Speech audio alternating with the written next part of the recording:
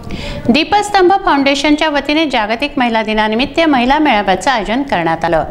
आजची महिला, स्त्री शक्ती व मातृशक्ती या विषयावर मान्यवरांनी मार्गदर्शन केलं। विविध क्षेत्रात कार्यरत महिलांचा नागरी सत्कार यावेळी करण्यात आला।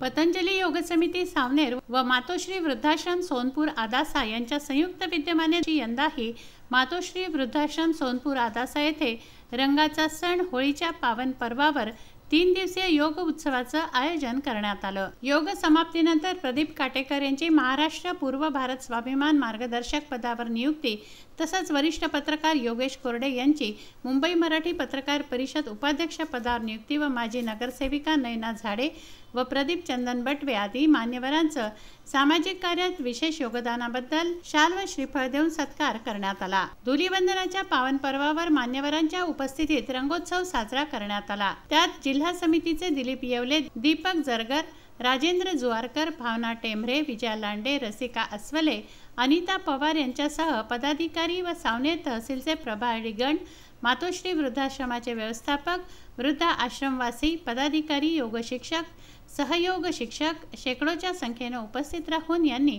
आयोजनाचा लाभ घेतला। रंग उत्सवाच्या आयोजनाकरता पतंजली योग समिती तालुका सावनेरचे किशोर डुंडेले, लता ढवळे, रेखा भुसारी, राजू काळबांडे आदींनी हे आयोजन केलं। मातोश्री वृद्धाश्रमाचे व्यवस्थापक प्रदीप चंदन बटवे तसंच कर्मचाऱ्यांनी उपस्थित मान्यवरांच्या जलपानाची उचित व्यवस्था केली। वृद्धाश्रम येथे आयोजित रंगोत्सवात सावनेर पोलीस ठाण्याचे ठाणेदार अशोक कोळी, सावनेर तालुका मराठी पत्रकार संघाचे अध्यक्ष तेजसिंग सावजी, माजी नगरसेवक व पत्रकार लक्ष्मीकांत दिवटे, जिल्हा परिषद सदस्य ज्योती सिरस्कर, कुपिया पोलीस विभाग प्रमुख वर्षा दुर्मे, ग्रामपंचायत सदस्य राकेश सूर्यवंशी यांनी भेट दिली व वृद्धाश्रम वासियांचं उत्साहवर्धन करून रंग गुलाल लावून आशीर्वाद प्राप्त केला। मान्यवरांनी तसंच वृद्धांनी एकमेकांना रंग लावून धुलीवंदन साजरं केलं। या प्रसंगी सावनेर तालुका मीडिया टीमने उपस्थित राहून सर्वांना उत्साहित केलं। यामध्ये प्रामुख्याने दिलीप घोरमारे, विजय पांडे, पियुष झिंजुवाडिया, सूरज सेलकर, रवी किळबांडे,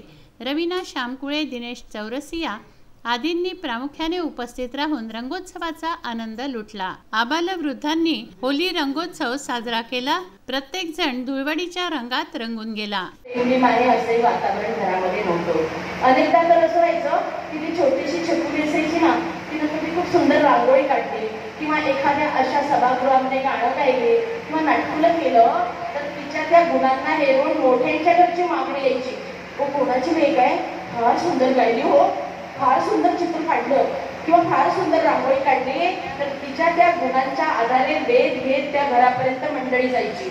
पियुष झिंजुवाडिया, विदर्भ न्यूज, सावनेर।